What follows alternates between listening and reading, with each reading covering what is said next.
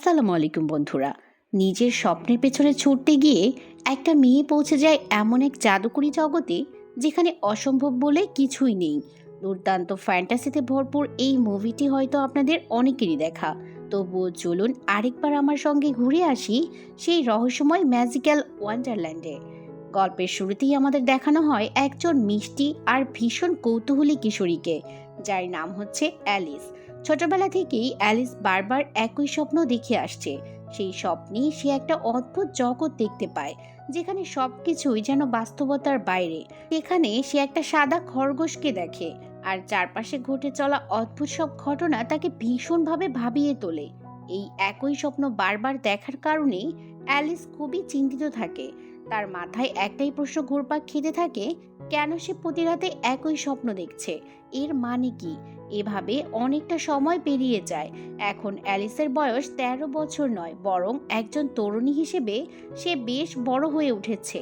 এরই মধ্যে তার বাবার মৃত্যু হয়েছে, আর সেই শোক এখনো তার মনে গভীরভাবে রয়ে গিয়েছে।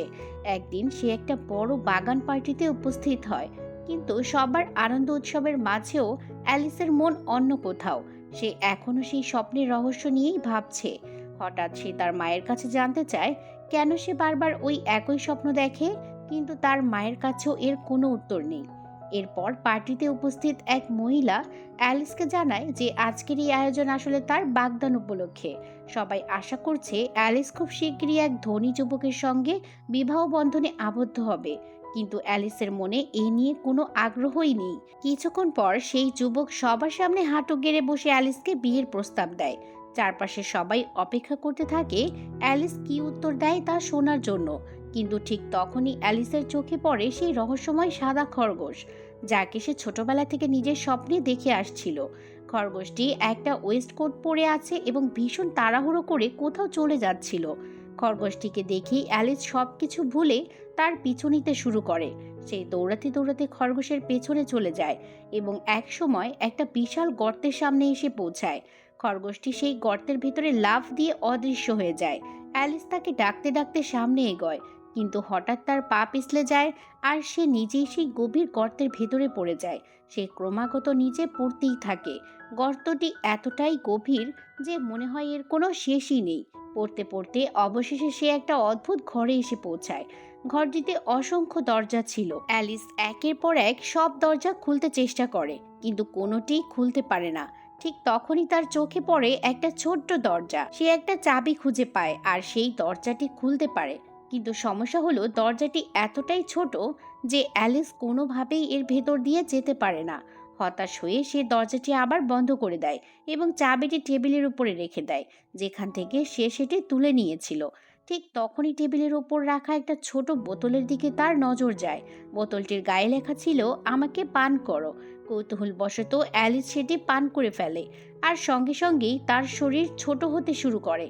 সে এতটাই ছোট হয়ে যায় যে এখন সহজেই সেই ছোট দরজা দিয়ে বেরিয়ে যেতে পারবে।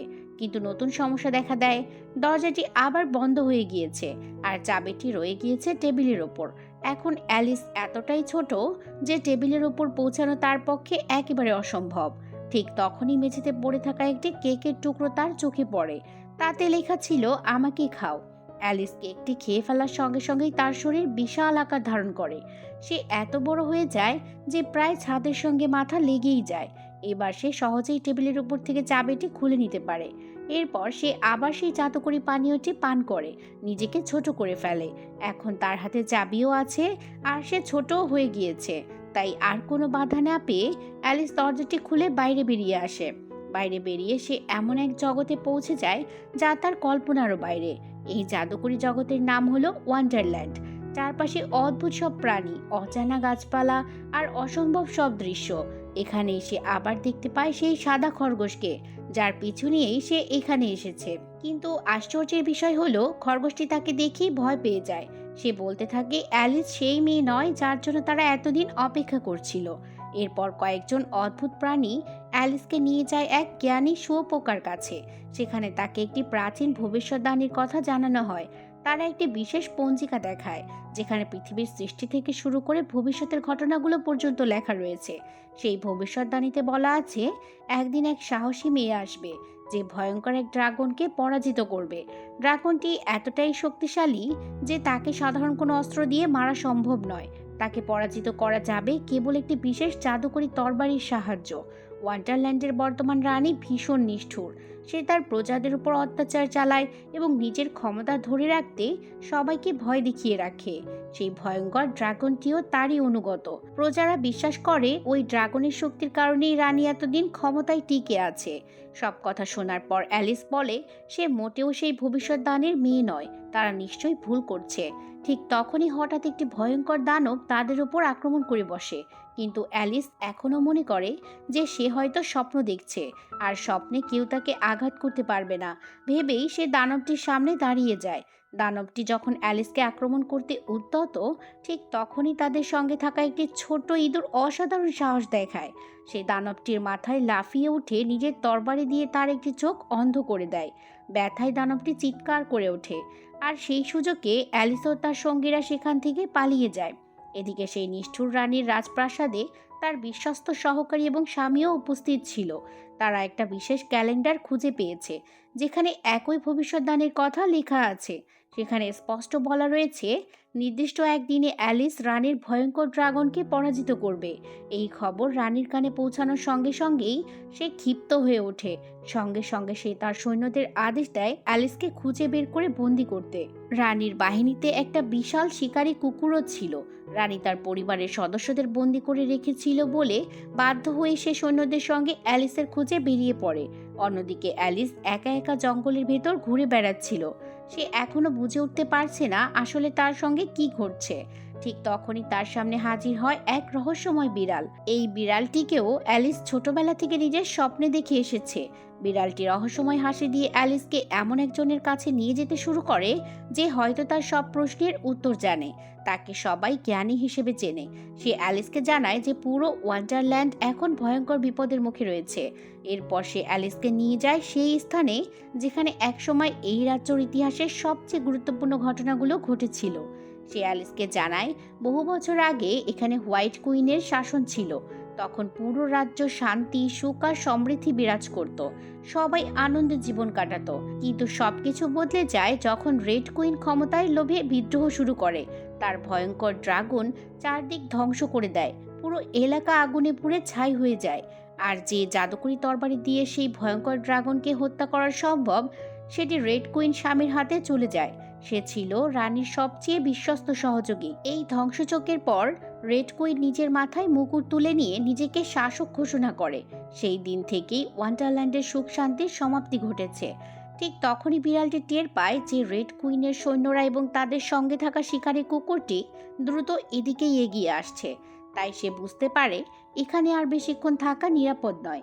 বিড়ালটি অ্যালিসকে নিজের পিঠে তুলে নিয়ে দ্রুত সরে যেতে শুরু করে। তারপর সে অ্যালিসকে বলে, তুমি দক্ষিণ দিকে চলে যাও, সেখানে হোয়াইট কুইনের দুর্গ রয়েছে, ওখানেই তুমি নিরাপদ থাকবে। এরপর বিড়ালটি বিশাল এক লাফ দিয়ে নদীর অপর পারে চলে যায়। কিন্তু দুর্ভাগ্যবশত রেড কুইনের সৈন্যরা বিড়ালটিকে ধরে ফেলে বন্দি করে নিয়ে যায়।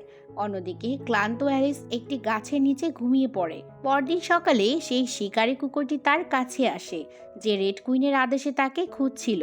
অ্যালিস তাকে জিজ্ঞেস করে, তুমি আমাকে ধরিয়ে দেওয়ার চেষ্টা করলে কেন? কুকুরটি দুঃখ ভরা কণ্ঠে উত্তর দেয়, আমার পুরো পরিবার রেড কুইনের কাছে বন্দী, আমি বাধ্য হয়েই তার আদেশ মানছি। এ কথা শুনে অ্যালিস তার উপর রাগ করতে পারে না, বরং সে বলে, আমাকে তোমার সঙ্গে নিয়ে চলো, আমি তোমার পরিবারকেও বাঁচাতে চাই আর আমার বন্ধুদেরও সাহায্য করতে চাই। এরপর কুকুরটি তাকে নিয়ে রেড কুইনের দুর্গে যায়। সেখানে পৌঁছে অ্যালিস দেখে রেড কুইন রাজ্যের প্রাণীদের উপর নির্মম অত্যাচার করছে। কেউ তার কথা অমান্য করলেই কঠিন শাস্তি পাচ্ছে। ঠিক তখনই এক অদ্ভুত প্রাণী তার কাছে আসে। সে অ্যালিসকে একটা বিশেষ কেকের টুকরো খেতে দেয়।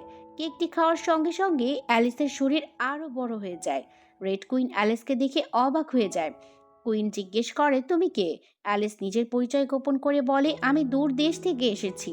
হঠাৎ আমার শরীরের আকার অস্বাভাবিকভাবে বড় হয়ে গিয়েছে। সবাই আমাকে নিয়ে হাসাহাসি করে।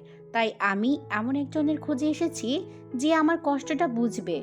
অ্যালিসের কথা শুনে রেড কুইন কিছুটা নরম হয়ে যায়, কারণ তার নিজের মাথাটাও শরীরের তুলনায় অস্বাভাবিক বড় ছিল। সে জানতো মানুষ তার পেছনেও হাসাহাসি করে।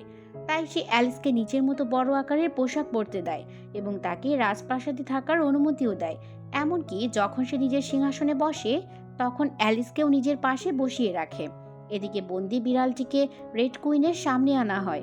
রানী তাকে জিজ্ঞেস করে অ্যালিস কোথায়, কিন্তু বিড়ালটি কিছুই জানে না বলে ভান করে। আসলে সে ইতিমধ্যেই রানীকে নানা মিষ্টি কথায় বিভ্রান্ত করে ফেলেছিল। সে রানীকে বলেছিল, আমি আপনার জন্য এমন একটি মুকুট বানাবো যা আপনার বড় মাথাকে আরও রাজকীয় ও সুন্দর করে তুলবে। রেড কুইন সেই প্রশংসায় খুশি হয়ে বিড়ালের কথায় বিশ্বাস করে ফেলে। অন্যদিকে অ্যালিস গোপনে বিড়ালের কাছে যায়। সে ফিসফিস করে বলে, আমার মাথা কাজ করছে না, এখানে একদম ভালো লাগছে না। বিড়াল তাকে আশ্বস্ত করে, চিন্তা করো না, আমরা সবাই এখান থেকে বেরিয়ে যাব। তারপর সে অ্যালিসকে বলে, তুমি সাদা খরগোশের সঙ্গে দেখা করো, সে তোমাকে সেই জাদুকরি তরবারির খোঁজ দিতে পারবে যেটা দিয়ে ড্রাগনকে হত্যা করা সম্ভব। অ্যালিস দ্রুত সাদা খরগোশের কাছে চলে যায়। খরগোশটি বলে, আমি জানি তরবারিটা কোথায় লুকানো আছে। এরপর সে অ্যালিসকে একটি গোপন স্থানে নিয়ে যায়। একটা দরজা খুলে অ্যালিস ভেতরে ঢোকে, কিন্তু সেখানে ঢুকেই সে চমকে ওঠে, কারণ ভেতরে সেই ভয়ঙ্কর জন্তুটি ছিল যে এর আগেও একবার তাদের উপর আক্রমণ করেছিল এবং যার একটি চোখ সেই সাহসী ইঁদুর যোদ্ধা নষ্ট করে দিয়েছিল। জন্তুটিকে দেখে অ্যালিস ভয় পায় না, বরং সে সেই যোদ্ধা ইঁদুরের কাছ থেকে নেওয়া চোখটি জন্তুটির কাছে ফিরিয়ে দেয়। অ্যালিসের এই দয়ার আচরণে জন্তুটি শান্ত হয়ে যায়।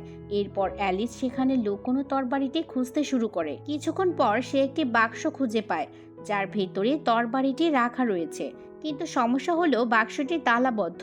ঠিক তখনই অ্যালিস লক্ষ্য করে জন্তুটির গলায় একটা চাবি ঝুলছে। সে চাবিটি খুলে নিয়ে বাক্সের তালা খোলে। অবশেষে বহু খোঁজাখুঁজির পর অ্যালিস সেই কিংবদন্তির জাদুকরি তরবারিটি পেয়ে যায়। তারপর তরবারি হাতে নিয়ে সে দ্রুত ফিরে এসে বন্দি বিড়ালের শিকল কাটতে শুরু করে। কিন্তু ঠিক সেই মুহূর্তে রেড কুইনের স্বামী সেখানে এসে উপস্থিত হয়। সে অ্যালিসকে তরবারি সহ দেখে ফেলে। বিড়ালটি দ্রুত অ্যালিসকে বলে, যেভাবেই হোক এই তরবারিটা হোয়াইট রানীর কাছে পৌঁছে দাও। সঙ্গে সঙ্গে সাহসী ইঁদুর যোদ্ধাটি অ্যালিসকে নিয়ে সেখান থেকে পালিয়ে যায়, কিন্তু পালানোর সময় সে ভুল করে অ্যালিসের নাম উচ্চারণ করে ফেলে। আর নাম শুনেই রেড কুইনের স্বামী বুঝে যায় এই সেই অ্যালিস যার কথা ভবিষ্যৎবাণীতে বলা হয়েছে। সে সঙ্গে সঙ্গে সৈন্যদের নির্দেশ দেয়, ওকে ধরে ফেলো। মুহূর্তের মধ্যেই সৈন্যরা চারদিক থেকে অ্যালিসকে ঘিরে ফেলে। ঠিক তখনই সেই ভয়ঙ্কর জন্তুটি আবার হাজির হয়, যার চোখ অ্যালিস ফিরিয়ে দিয়েছিল। এবার সে অ্যালিসকে নিজের পিঠে তুলে নেয় এবং সবাইকে ফাঁকি দিয়ে দ্রুত সেখান থেকে বেরিয়ে পড়ে। অবশেষে অ্যালিস নিরাপদে হোয়াইট কুইনের দুর্গে পৌঁছে যায়। সেখানে সে জাদুকরি তরবারিটি হোয়াইট কুইনের হাতে তুলে দেয়। হোয়াইট কুইন জানতেন এই তরবারিটি একমাত্র অস্ত্র যা দিয়ে ভবিষ্যৎবাণীতে উল্লেখিত ড্রাগনকে পরাজিত করা সম্ভব। এরপর তিনি অ্যালিসের জন্য একটি বিশেষ পানীয় তৈরি করেন। সেই পানি পান করার পর অ্যালিস আবার নিজের স্বাভাবিক আকারে ফিরে আসে। অন্যদিকে রেড কুইন প্রাসাদে তখন পরিস্থিতি দ্রুত বদলাতে শুরু করেছে। বন্দি বিড়ালটিকে কারাগারে নিক্ষেপ করা হয়েছে আর রানী ক্রোধে ফুঁসতে শুরু করেছে। এদিকে রেড কুইন বিড়ালটিকে কারাগারের ভেতর বন্দি করে রেখেছিল। ঠিক তখনই সেখানে হাজির হয় সেই রহস্যময় বিড়ালটি, যাকে অ্যালিস ছোটবেলা থেকে তার স্বপ্নে দেখে আসছিল। আসলে সে ছিল এক জাদুকরি বিড়াল। নিজের জাদুকরি ক্ষমতা ব্যবহার করে সে সহজেই কারাগারের ভেতরে ঢুকে পড়ে। বিড়ালটি বন্দি বন্ধুটিকে বলে, চিন্তা করো না, কাল আমি তোমাকে এখান থেকে বের করে নিয়ে যাব। পরদিন রেড কুইন সবার সামনে এক ভয়ঙ্কর শাস্তির আয়োজন করে। সে বিড়ালের মাথা কেটে ফেলার নির্দেশ দেয়। বন্দি বিড়ালটিকে সেখানে আনা হয়, কিন্তু সৈন্যরা যখন তার মাথা কাটতে যায় তখনই অবিশ্বাস্য একটা ঘটনা ঘটে। মাথাটি হঠাৎ করে অদৃশ্য হয়ে যায়। এরপর সেটি বাতাসে ভাসতে শুরু করে। সবাই বিস্ময়ে তাকিয়ে দেখে বাতাসে ভেসে থাকা সেই মাথাটি আসলে জাদুকরি বিড়ালের মুখ।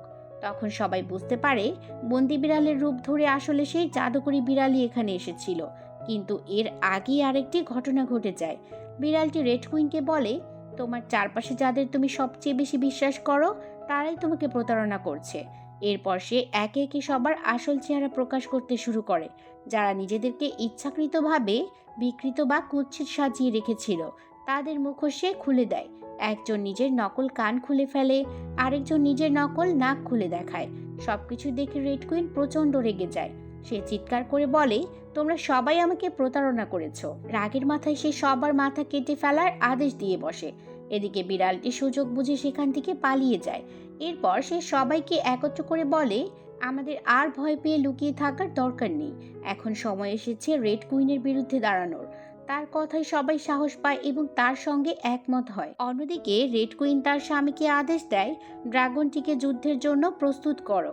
আমি আমার বোন হোয়াইট কুইনের রাজ্যের উপর আক্রমণ চালাবো।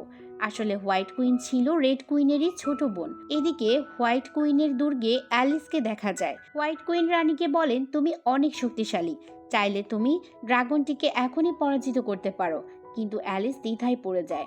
সে বলে, আমি কাউকে আঘাত করতে চাই না, কোনো প্রাণীকে হত্যা করাও আমার পক্ষে সহজ নয়। ঠিক তখনই হোয়াইট কুইন অনুভব করেন যে দূর থেকে কেউ তাদের দিকে এগিয়ে আসছে। তিনি দূরবীন দিয়ে তাকিয়ে দেখেন বিড়াল এবং তার সঙ্গীরা দুর্গের দিকেই আসছে। তারা রেড কুইনের হাত থেকে পালিয়ে এখানে পৌঁছাতে সক্ষম হয়েছে।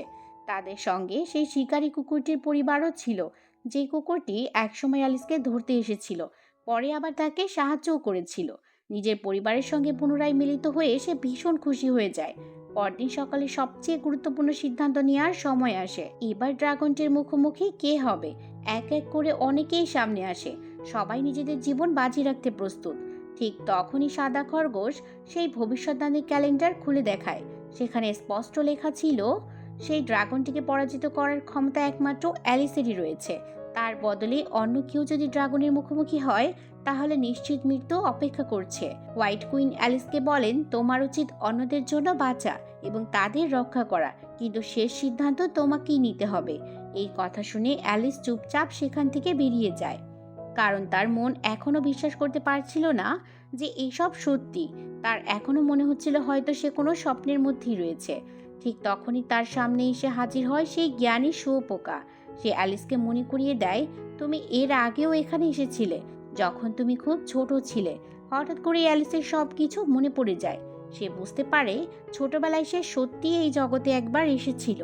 এতদিন যেগুলোকে সে স্বপ্ন ভেবেছিল, সেগুলো আসলে স্বপ্ন ছিল না, সেগুলো ছিল তার হারিয়ে যাওয়া স্মৃতি।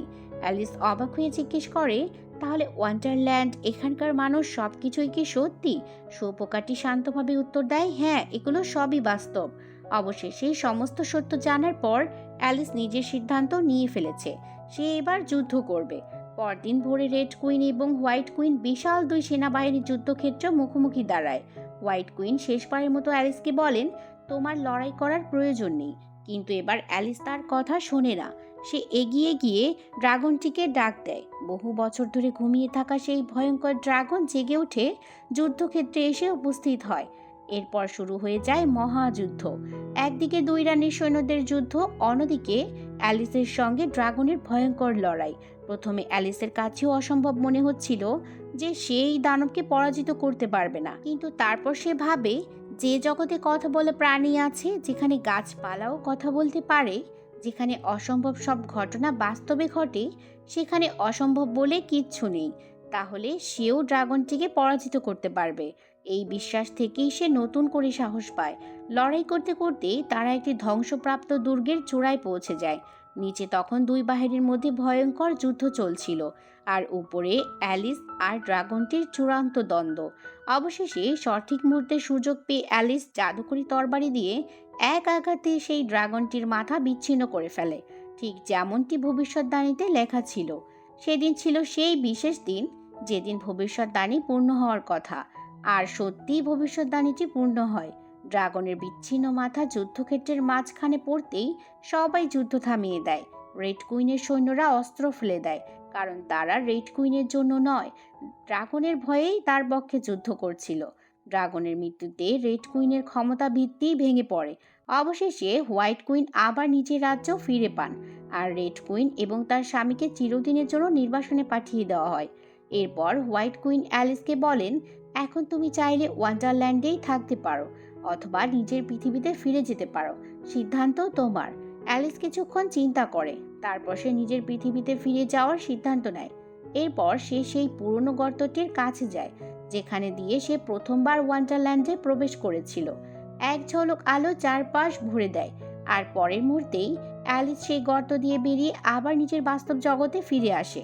কিন্তু আশ্চর্যের বিষয় হলো, অ্যালিসের কাছে যত দীর্ঘ সময় কেটে যাক না কেন, বাস্তব পৃথিবীতে যেন সময় একেবারেই থেমেছিল। সে যখন গর্ত থেকে বেরিয়ে আসে, তখন দেখে সবাই এখনো সেই বাগান পাড়িতেই দাঁড়িয়ে আছে। আর যে যুবকটি তাকে বিয়ের প্রস্তাব দিয়েছিল সেও এখনো তার উত্তরের অপেক্ষায় রয়েছে। অ্যালিস এবার দৃঢ় কণ্ঠে তাকে বলে, আমাদের দুজনের পথ আলাদা। আমি মনে করি না আমরা একে অপরের জন্য উপযুক্ত।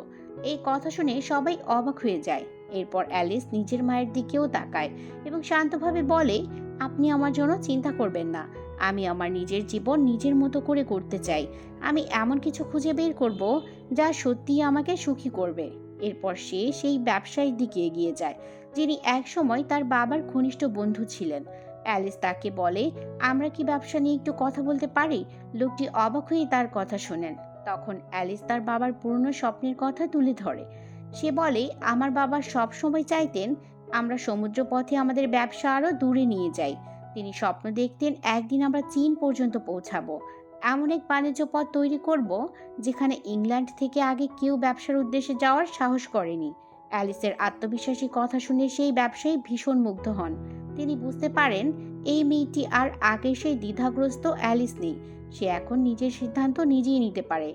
এরপর গল্পের শেষ দৃশ্যে দেখা যায় অ্যালিস একটি বিশাল জাহাজে চড়ে সমুদ্রপথে চীনের উদ্দেশ্যে যাত্রা শুরু করেছে। তার সামনে অপেক্ষা করছে নতুন এক পৃথিবী, নতুন সব স্বপ্ন এবং অসংখ্য সম্ভাবনা। ঠিক তখনই একটা সুন্দর প্রজাপতি উড়ে এসে তার কাঁধে বসে। অ্যালিস সঙ্গে সঙ্গেই তাকে চিনে ফেলে। এটি আর কেউ নয়, সেই অ্যাবসোলেম, যে ওয়ান্ডারল্যান্ডে তাকে মনে করিয়ে দিয়েছিল যে সে ছোটবেলাতেও এখানে এসেছিল। অ্যালিস তার দিকে তাকিয়ে হাসে, কারণ সে বুঝতে পারে যেমন প্রজাপতিটি নিজের নতুন জীবনের দিকে উড়ে যাচ্ছে, ঠিক তেমনই সেও আজ নিজের জীবনে নতুন অধ্যায় শুরু করতে চলেছে। আর এভাবেই শেষ হয় জাদুর সাহস, আত্মবিশ্বাস আর নিজের পরিচয় খুঁজে পাওয়ার এক অসাধারণ গল্প, অ্যালিস ইন ওয়ান্ডারল্যান্ড। 2010 সালে মুক্তিপ্রাপ্ত এই ফ্যান্টাসি অ্যাডভেঞ্চার চলচ্চিত্রটি দর্শকের কল্পনার এক অনন্য জগতে নিয়ে যায়। আশা করি অ্যালিসের এই জাদুকরী অভিযানের গল্প আপনাদের ভালো লেগেছে। ধন্যবাদ এতক্ষণ সাথে থাকার জন্য। দেখা হবে আবারও কোনো নতুন গল্প নিয়ে। সেই পর্যন্ত আল্লাহ হাফিজ।